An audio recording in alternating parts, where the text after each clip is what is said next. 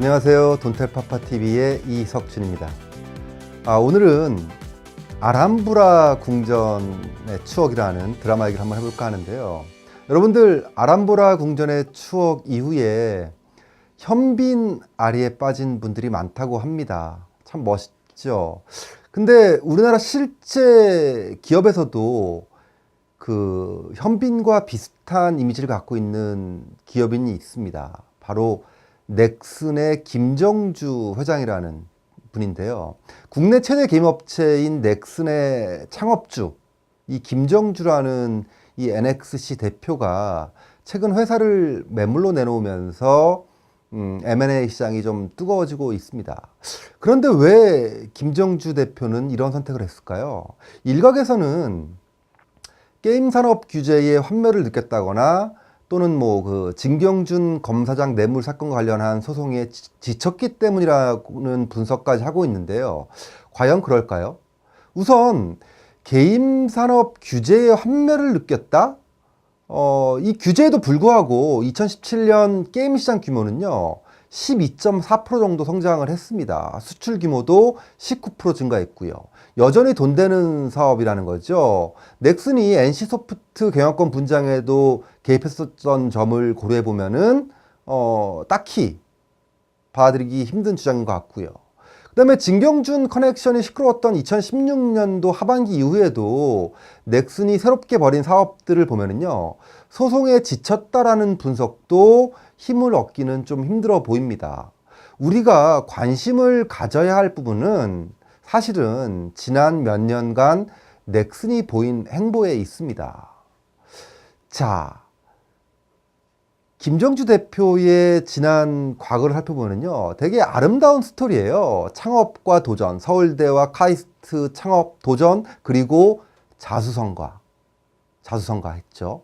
누가 봐도 정말 저렇게 살고 싶다, 롤모델이 되기에도 충분합니다. 그런데 문제는 성공 후의 행보가 재벌과 비슷해졌다는 겁니다. 일례로 2017년도에 뭘 했냐면요 암호화폐 거래소 코빗하고 비트스탬프를 인수했습니다. 어떻게 봐야 될까요? 블록체인 기술 개발? 이런 연물보다는 거래 수익이라는 제밥에 관심이 더 많았을 가능성이 높습니다. 그래도 여기까지는 양반이에요. 그 이후에 보면은요 고급 유모차 수입 또는 애완동물 사료 생산 또는 부동산 개발 이런 사업까지도 뛰어들었습니다. 이건 좀 아니지 않습니까?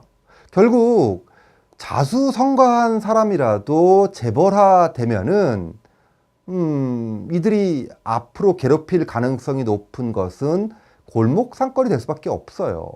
과연 공정한 경쟁을 기대할 수 있을까요? 공정한 경쟁을 기대했다가는 공허한 기대만 남을 수도 있습니다. 자, 넥슨을 팔아서 10조가 생긴다고 가정해보죠. 그 돈으로 뭘 할까요? 가장 하기 좋은 사업은 역시 투자 금융업입니다. 가치 있는 기업을 다시 사면 되니까요. 이미 우리는 자본주의의 정점에 있습니다. 돈 많은 투자자들 사방천지에 널려 있죠. 대형 자본가들이 많아질수록 전통의 기업들은 사라질 수밖에 없습니다. 여러분들 책 제목 중에 그 많던 치즈는 누가 다 먹었을까라는 책이 있었죠. 그 많던 구멍가게들은 다 어디 갔습니까? 다 편의점으로 변했죠. 편의점으로 변하면서 누가 이익을 얻었습니까? 누가 손해를 봤습니까? 기업가의 자산가로의 변신은 결국 이처럼 유쾌할 수 없는 결과를 가져올 수밖에 없다는 겁니다. 김정주 대표는 현빈처럼 아람브라 궁전에 머물면서 게임을 사랑하는 사람들에게 아름다운 추억을 선물해 줄 수는 없던 걸까요? 다음 시간에 뵙겠습니다.